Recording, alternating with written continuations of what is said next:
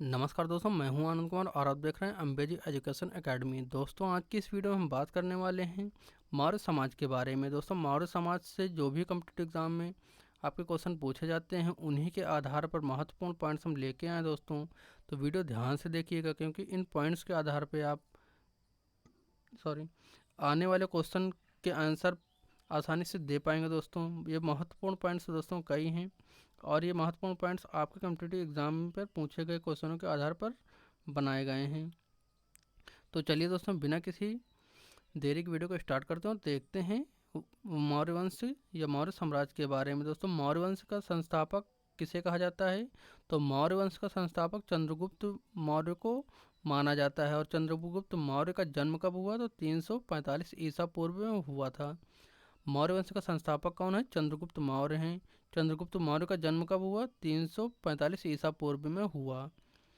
Next point है दोस्तों, Justin ने चंद्रगुप्त मौर्य को सेंड्रोकोट्टस कहा जाता है। जस्टिन ने चंद्रगुप्त मौर्य को सेंड्रोकोट्टस कहा है, जिसकी पहचान जो है विलियम जोन्स ने समुद्रगुप्त मौर्य से की थी। नेक्स्ट पॉइंट दोस्तों, विशाखादत्त कृष्ण मुद्राक्षस में चंद्रगुप्त मौर्य के लिए विसल यानी कि आसन निम्नकुल उत्पन्न से शब्द से प्रयोग किया गया है। अगला पॉइंट दोस्तों, घनानंद को हराने में चाणक्य जो कि कौटिल्य विष्णुगुप्त थे, इन्होंने चंद्रगुप्त मौर्य की मदद से की थी। जो घनानंद को हराया था, ये जो चाणक्य ने वो किसकी मदद से? कौटिल्य विष्णुगुप्त की मदद से, जो चंद्रगुप्त मौर्य की मदद से चाणक्य ने हराया था। नेक्स्ट पॉइंट, जो बाद में चंद्रगुप्त मौर्य का प्रधान बना। चंद्रगुप्त मौर्य का प्रधान कौन बना? चाणक्य बना। इसके द्वारा लिखित पुस्तक अर्थशास्त्र है। चाणक्य ने जो लिखी पुस्तक वो अर्थशास्त्र है।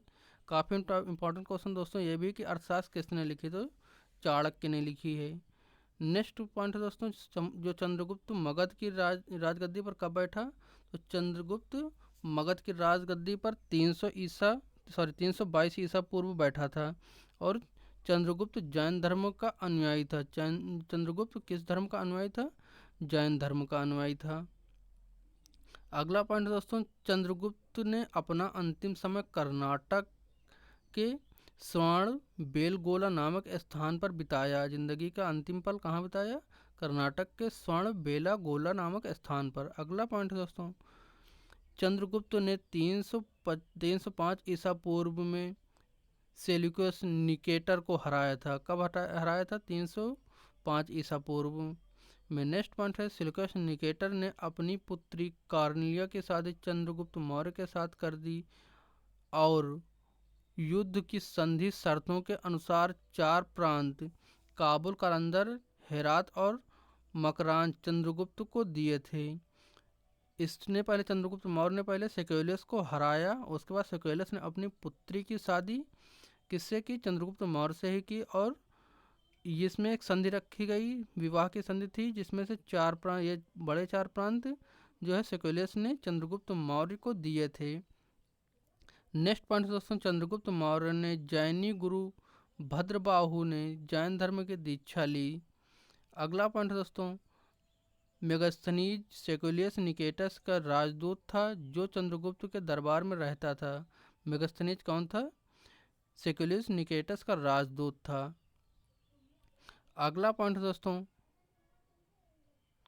मेगस्थनीज द्वारा लिखी गई पुस्तक इंडिका है। इंडिका पुस्तक किसने लिखी दोस्तों? महत्वपूर्ण पॉइंट है, किसने लिखी? मेगस्थनीज ने लिखी। मेगस्थनीज के अनुसार सम्राट का जनता के सामने आने के अवसर पर शोभा यात्रा के रूप में जो जश्न मनाया जाता है, इन्हें एक सोने के पालकी में लाया जाता है। उनके अंगरक्षक सोने और चांदी से अलंकृत रहते हैं। अंकुलित हाथियों पर सवार रहते हैं। कुछ अंगरक्षक पेड़ों को लेकर चलते हैं। इन पेड़ों पर प्रशिक्षित तोपों का झुंड रहता है। ये तोतों का झुंड जो कि सम्राट के सिर चारों तरफ चक्कर लगाते रहते हैं। राजा सामान्यतः हाथीमंद महिलाओं के घिरे हुए होते हैं। इनके खाना खाने के पहले खास नौकर उस खाने को चखते हैं, वे लगातार 2 रात एक ही कमरे में नहीं सोते। लगातार दो रातें जो है एक कमरे में नहीं सोते। पाटलिपुत्र के बारे में, पाटलिपुत्र एक विशाल प्राचीर घिरा है जिसमें 570 बुजुर्गों और 64 द्वार हैं। बुर्ज जो 570 बुर्ज हैं और 64 द्वार हैं। 2 और 3 मंजिल वाले घर लकड़ी और कच्ची ईंटों के बने हैं। राजा का महल कांठ का बना है जिसे पत्थर और नक्काशी के अलंकृत किया गया है। यह चारों ओर से उद्यानों और चिड़ियों के लिए बसेरों से घिरा हुआ है। अगला पॉइंट है दोस्तों, ये थोड़ा सा लंबा हो गया था। नेक्स्ट पॉइंट है दोस्तों, चंद्रगुप्त मौर्य ने सेक्युलियस के बीच युद्ध का वर्णन एपिनायस में किया। अगला पॉइंट है, प्लूटस के अनुसार चंद्रगुप्त सेक्युलियस को 500 हाथी उपहार दिए थे। प्लूटस ने बताया था, इनके अनुसार चंद्रगुप्त मौर्य ने सेक्युलियस को 500 हाथी उपहार दिए थे। चंद्रगुप्त मौर्य की मृत्यु कब हुई? तो 298 ईसा पूर्व में श्रवण बेला गोला में के उपवास में हो गई थी। नेक्स्ट पॉइंट है दोस्तों, चंद्रगुप्त मौर्य का उत्तराधिकारी बिंदुसार हुआ। कौन हुआ? बिंदुसार चंद्रगुप्त मौर्य का उत्तराधिकारी हुआ जो 298 ईसा पूर्व में मगध की राजगद्दी पर बैठा था।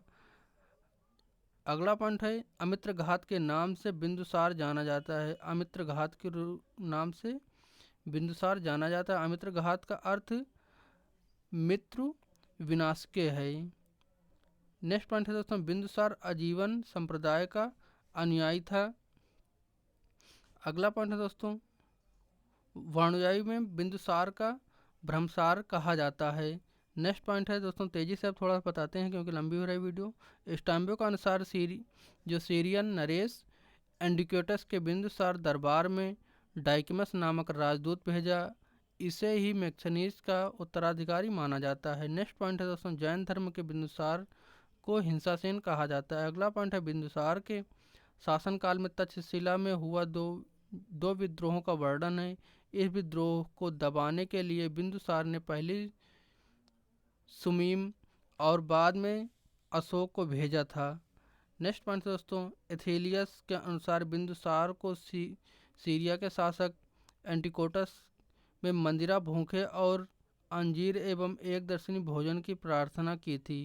नेक्स्ट पॉइंट दोस्तों, बौद्ध विद्वान तारानाथ ने बिंदुसार को 16 राज्यों का विजेता बनाया था। नेक्स्ट पॉइंट दोस्तों, बिंदुसार का उत्तराधिकारी अशोक महान हुआ। बिंदुसार का जो उत्तराधिकारी कौन था? वो अशोक हुआ जो 269 ईसा पूर्व में मगध की राजगद्दी पर बैठा। राजगद्दी पर बैठने के समय अशोक अविंत राज्यपाल था। मत्स्यकी एवं गुर्जा अभिलेखों में अशोक का नाम मिलता है। पुराणों में अशोक को अशोकवर्धन कहा जाता है। अशोक ने अपने अभिषेक के 8वें वर्ष लगभग 261 ईसा पूर्व में कलिंग पर आक्रमण किया और कलिंग की राजधानी गोतली पर अधिकार बना लिया। लिप्सनी का कथन है कि मिस्र का राजा फिल्डोनस टामली ने पाटलिपुत्र डियानिस नाम का एक राजदूत भेजा था जो कि अशोक के दरबार में गया था। नेक्स्ट पॉइंट दोस्तों, उपगुप्त नामक बौद्ध भिक्षु को अशोक ने बौद्ध धर्म की दीक्षा दी। अशोक ने आजीवकों को रहने हेतु बराबर एवं पहाड़ियों के 4 गुफाओं का निर्माण करवाया जिसका नाम कर्ज, लोपार, सुदामा और विश्व झोपड़ी था। नोट दोस्तों एक है नोट, अशोक के पौत्र दशरथ के आजीवकों का नाम नागार्जुन गुफा से प्रदान की गई थी। अशोक की माता का नाम पूछता है दोस्तों, तो अशोक की माता का नाम सुम्रदागी था। अशोक के बौद्ध धर्म के प्रचारक पुत्र महेंद्र एवं पुत्री संघमित्रा को श्रीलंका भेजा।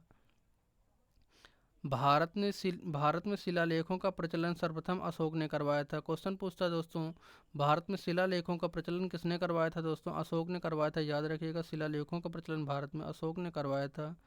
नेक्स्ट पॉइंट दोस्तों, अशोक के शिलालेख में ब्राह्मणी खगोष्ठी, ग्रीक और अरमाइक लिपि का प्रयोग हुआ है। ग्रीक एवं अरमाइक लिपि का अभिलेख अफगानिस्तान के खोगष्टी लिपि का अभिलेख उत्तर पश्चिमी पाकिस्तान और शेष भारत में ब्राह्मणी लिपि का अभिलेख मिलते हैं।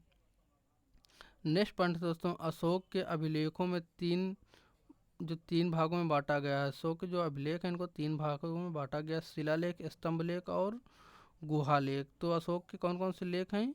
शिलालेख, स्तंभ लेख, गुहा लेख। नेक्स्ट पॉइंट है दोस्तों, अशोक के शिलालेख की खोज 1750 ईसा ईस्वी में पाटी कनेयल ने की। इनकी संख्या 14 है। तो दोस्तों आज की वीडियो आपको कैसी लगी? ये था हमारा बौद्ध धर्म के बारे में कुछ महत्वपूर्ण पॉइंट। तो दोस्तों वीडियो पसंद आए तो इसे लाइक करना, शेयर करना मत भूलिएगा दोस्तों। और ऐसी तमाम वीडियोस पाते रहने के लिए चैनल को सब्सक्राइब कर लीजिएगा। दोस्तों आज की वीडियो में बस इतना ही, मिलता है नेक्स्ट वीडियो के साथ, तब तक के लिए नमस्कार।